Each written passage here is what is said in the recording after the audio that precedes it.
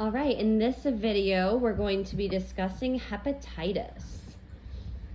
So, when we think of hepatitis, we know that hepa is liver and itis is inflammation. So, hepatitis is liver inflammation. And this is typically caused by drugs, medications, excessive alcohol, but most commonly by viruses. So the liver's job actually helps filter and protects and stores. Also helps clotting, breaking down substances like ammonia, and turns it into urea to be excreted in the urine. So the liver does a lot of things here. We know it filters, protects, and stores. Ammonia can affect brain function. So if this ammonia is not being excreted properly and it's not being turned into urea, it can affect that brain function. So some signs of excessive ammonia could be confusion, mental status changes. The liver also helps break down red blood cells called bilirubin. And so a lot of times when you have a bowel movement, that's why your poop or your bowel movement looks brown. That's because of the breakdown of the red blood cells. So what you're actually seeing is that bilirubin that's in your fecal matter. When the liver isn't working properly, bilirubin will not be released. And so that bilirubin will end up starting to build up and leak into the skin. And a lot of times that's when you get that jaundice looking person. They kind of look yellow. A lot of times you're going to see this in the sclera, the whitening of the eyes. Their stool will not be brown because that bilirubin is not being excreted. So their stool is going to look clay gray in color. It's going to be very absent without color, very clay-like. The liver also produces bile, and this also helps us digest those fats.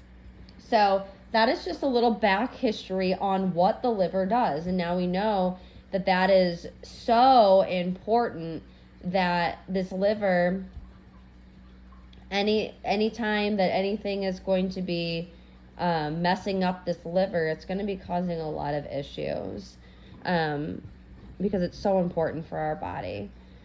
So we're going to dive deep into these 5 types of hepatitis, really concentrating on hepatitis A, B, and C, but we also will touch on D and E. So A and E are fecal oral modes of transmission. So hepatitis A is typically would be from contaminated food or water, maybe even some poor personal hygiene, poor sanitation.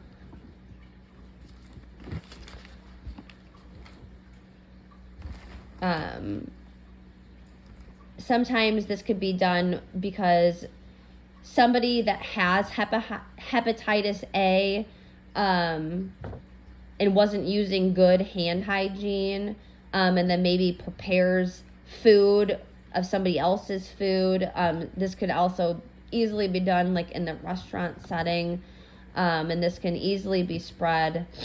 This can easily spread the virus to others who end up eating that food. And this hepatitis A does happen more than we think in the United States.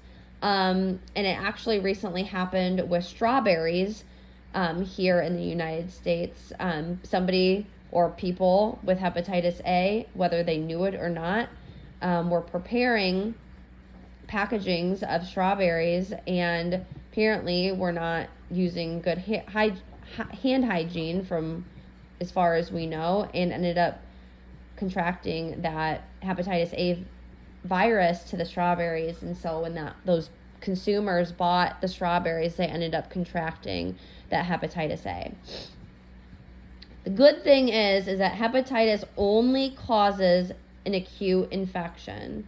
So if a person gets it, the immune system attacks it and will get rid of it. So it's more of just supportive therapies for that. It is asymptomatic. It can present with GI symptoms. That's most of the time when people realize something's going on. They end up having nausea and vomiting, stomach pains, and a loss of appetite. They can also have that jaundice. We talked about that bilirubin is not being excreted. So they're going to have that jaundice, yellowy skin appearance, fever, dark urine, and then that clay-colored stool and joint pain. They can be contagious up to 2 weeks before the signs and symptoms start, and 1 to 3 weeks after the signs and symptoms start. So that's about 5 weeks that they could be contagious for. The best way to prevent hepatitis A virus is vaccination. So that is the best way, and that's typically a childhood pediatric vaccine schedule. So most of the time, if you are okay with getting your children vaccinated, you yourself, your kids have most likely had this hepatitis A series of a vaccine throughout your life. And that is a good way to prevent you from getting this. Also, hand washing. Hand washing, especially because if you are asymptomatic but are exposed to this and you end up contracting hepatitis, you don't know that you have it for at least 2 weeks because you're asymptomatic. So we need to make sure that we are enforcing and implementing good hand hygiene with hot soapy water. The diagnostics for hepatitis A is that they can look at the blood to see if there are any antibodies for that hepatitis A virus. They can also look at markers of IgM and IgG. So if a patient has antibodies of the hepatitis A virus and they are positive for IgM, you can think of the mean virus, IgM mean virus. That means they have an active infection.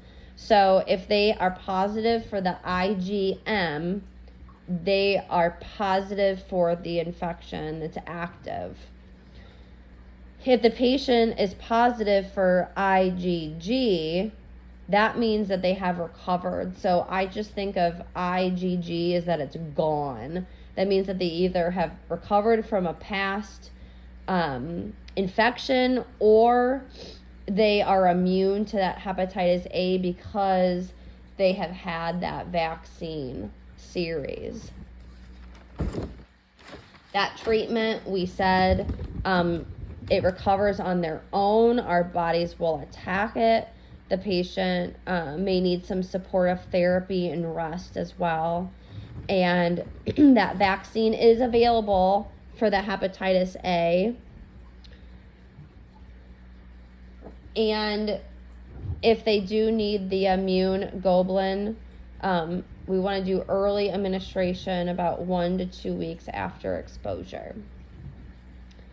So now we're going to talk about hepatitis B.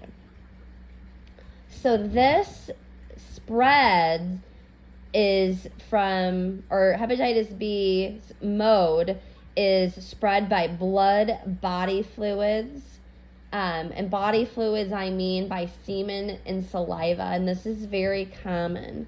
Also typically from sexual activity, sexual intercourse, and IV drug use. This can also be contracted through childbirth because of that amniotic fluids. This can be spread during that birthing process. So if the mother has hepatitis B and has and goes through birth, that amniotic fluid, when that birthing process is going on, that can spread to that infant. Also, hepatitis B, there is screenings for that. When the woman is pregnant, they always screen for hepatitis B, or they should be. I'm not sure if that is a state law or if that is across the board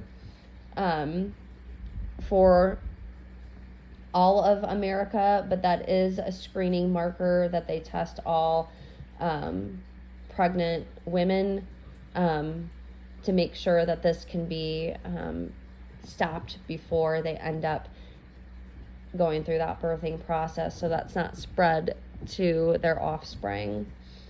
Hepatitis B can be acute and chronic. So acute, we just learned in hepatitis A, that clears on its own.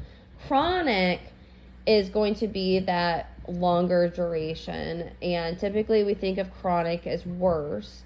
And chronic for this can end up leading to cirrhosis, liver failure, and also liver cancer. Infants and young are at the greatest risk for developing complications from that chronic stage. And most of the time, because they're so young and frail, their little bodies are not are not strong enough to be able to get through that acute stage, so it ends up going on to that chronic. The signs and symptoms are the same across the board when you're going to end up having that jaundice, fever, dark urine, clay-colored stools, and joint pains, and that nausea and vomiting. So those are all going to be that same signs and symptoms for all of that. The diagnostics for hepatitis B is HBsAg. That means that there's an active infection that is going on. And if they have antibodies for hepatitis B or a vaccine, that means that they are immune or recovered. So if they have the acute stage of the hepatitis B, they're just going to need that supportive therapy and rest, like we talked about with hepatitis A. If it's chronic, they're going to need those antivirals. So they're going to need that immunoglobulin within the 24-hour phase. And one of the antiviral medications for that chronic would be the interferon, or they can do the pega interferon alpha 2A. We want to make sure that these individuals are avoiding sex, or at least using protection, so we can stop the spread of the hepatitis B. There is a preventable measure. It's called a vaccine. And this is an easy way to, number one, not contract it, and number two, to make sure that we do not continue to spread this on after we have now known that that person is infected. In the healthcare setting and facilities, it is typically, most facilities require it to be a law that these healthcare workers have the Hep B vaccine series, which is just, I think it's about two or three different vaccinations within a certain time frame. And we talked about how there is special testing during pregnancy, and then we also talked about that immunoglobulin medication within 24 hours, especially of infant's life if born from a Hep B mother because of that exposure. and then needing impeccable hand hygiene. So now we're going to talk about hepatitis C. So hepatitis C is similar to hepatitis B because the modes of transmission, again, are through blood, body fluids, IV drug use, and sexual contact. And sexual activity with an infected partner. So you're not going to just get hepatitis C from having sexual intercourse in general. You're going to end up getting this as if somebody that you're having sexual contact with has an active infection of hepatitis C. For hepatitis C, IV drug use is the most common way. So because of that, we know that hepatitis B, the most common, and typically is because of sex. We think of hepatitis B more with sexual intercourse, and hepatitis C is more of that IV drug use. So when we're talking about IV drug use, this doesn't always just have to be, heroin, other types of recreational types of drugs that people do on the streets. This could also be in the hospital, and especially blood products before the year 1992. They were not filtering out that blood like they do now. And so some people end up contracting hepatitis C due to receiving plaqued red blood cells or platelets. Also from sharps, which a lot of times we think of the sharps with that, that heroin use or other recreational types of drugs, sharing the needles. Or this could also happen with long-term use of dialysis.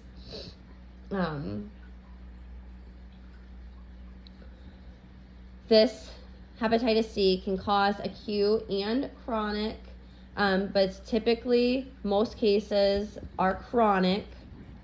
Your signs and symptoms, again, are going to be that typical across the board for that clay-colored stools. Your bilirubin is not getting excreted like it's supposed to.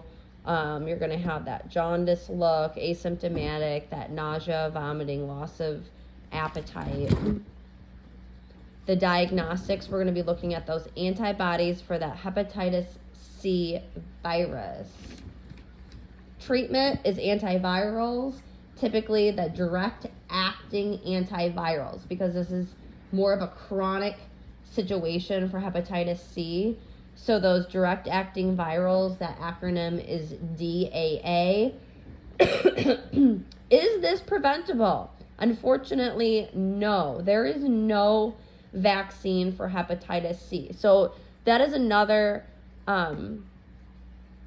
difference between, there is a lot of similarities between hepatitis B and C, but unfortunately for hepatitis C, there is no prevention for this. There's nothing that we can do besides obviously the obvious of, not not letting us be exposed, or not exposing ourselves to the possibility. Like, we're not going to be sharing needles with somebody. We want to encourage, fresh needles for people that use, certain drugs on the streets.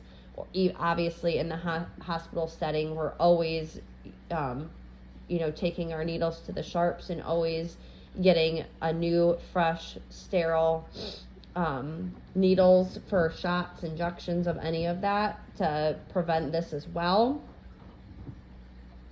Using really good hand hygiene. And then obviously, anytime anybody is an organ donor, we want to make sure that they are, the hospital and the people that are doing the autopsies are doing strict screenings to make sure that they do not have hepatitis. Patients do have options to either treat this hepatitis C or just to let it resolve on its own. But we do know that most of the time hepatitis C is chronic. So they are going to need those antivirals, those direct acting antivirals.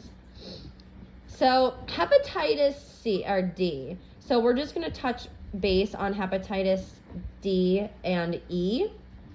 Hepatitis D is also modes of transmission is blood and body fluids. One of the things about D that makes it stand out is that this cannot occur unless the person also has an infection of hepatitis B. Luckily, hepatitis D is not common in the US.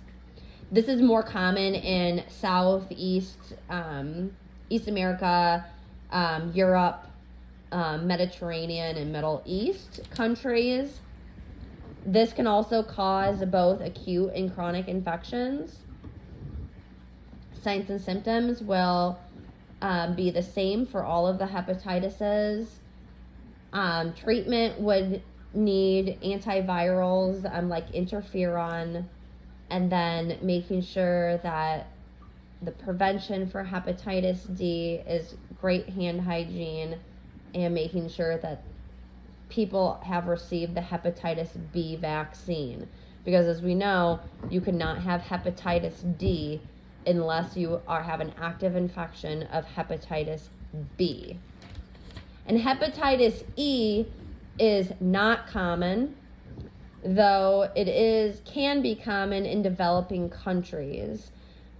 So very, very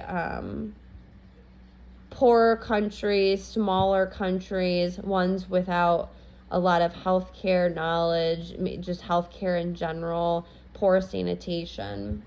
This is spread through fecal oral route. So this is contaminated water and food. Also could be seen in undercooked pork and wild game. And this only causes acute infections. A big complication would be for pregnant people that contract this hepatitis E, because this can cause issues within the third trimester of pregnancy. The only thing that's good about this is that the signs and symptoms tend to be a lot milder than your general hepatitis signs and symptoms. And the treatment is hand hygiene and supportive therapy. If you are going to be traveling to a foreign country, we want to make sure that we're using bottled water only, because we can't be trustful of those third world countries' water, because we don't know if it's contaminated. And unfortunately for the US, there is no vaccine available against the hepatitis E. Some great ways to be able to help prevent that would just to be making sure that fruits and vegetables are washed prior to eating them. That is helpful for hepatitis A as well as E, because we know that that is a fecal route transmission. So there is a nice little acronym. It's called hepatitis. And this is just going to be ways of prevention and what we can do to help get through, especially that acute and chronic phases. So number one is hand washing, strict hand washing. Eating low fat and high carbs. Personal hygiene products, making sure that those are not shared. And activity conservation. So this means that that person needs to rest. They need, in order to be able to heal, they need to rest. Toxic substances, these need to be avoided, especially since we know that hepatitis can happen through alcoholism. They need to be avoiding alcohol, sedatives, even aspirin and Tylenol. And they might need to have their own individual bathroom, or maybe even like a bedside commode, making sure that they are not sharing the bathroom with others.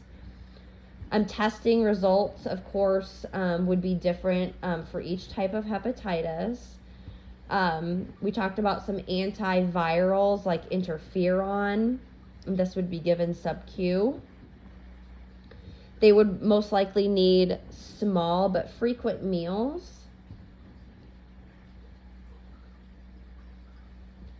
And so now we're going to talk about, we'll go through some of the signs and symptoms again, to touch base, some diagnostics, and some interprofessional care to wrap this up. So we talked about the general signs and symptoms of hepatitis. So this is obviously going to present with GI symptoms, are probably going to be, and jaundice are probably going to be more of your more common ones.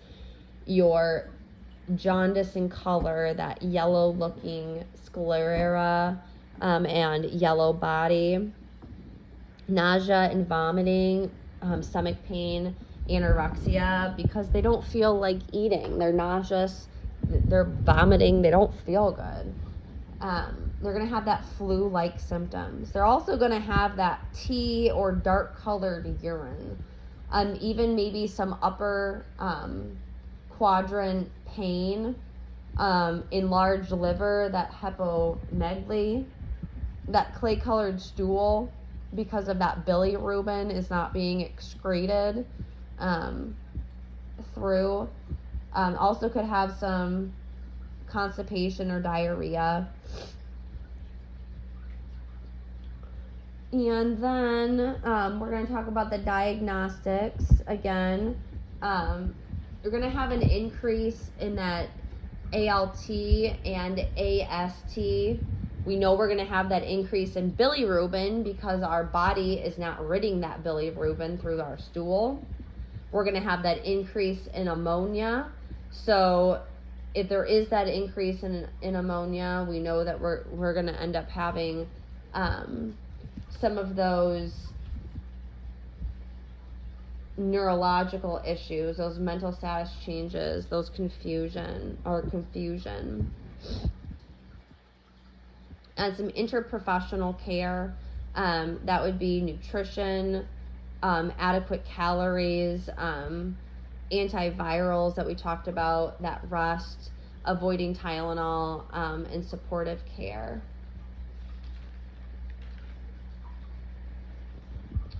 And let me see if there's anything else that I want to talk about in here.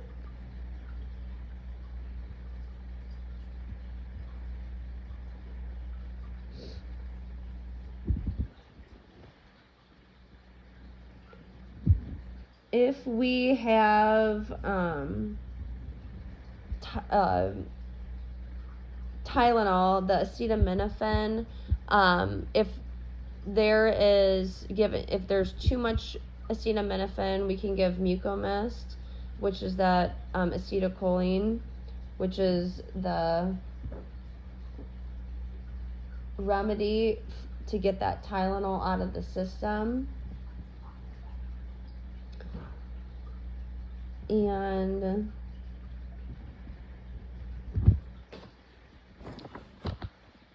I think that is it. I think that'll do it for our hepatitis lecture. Okay?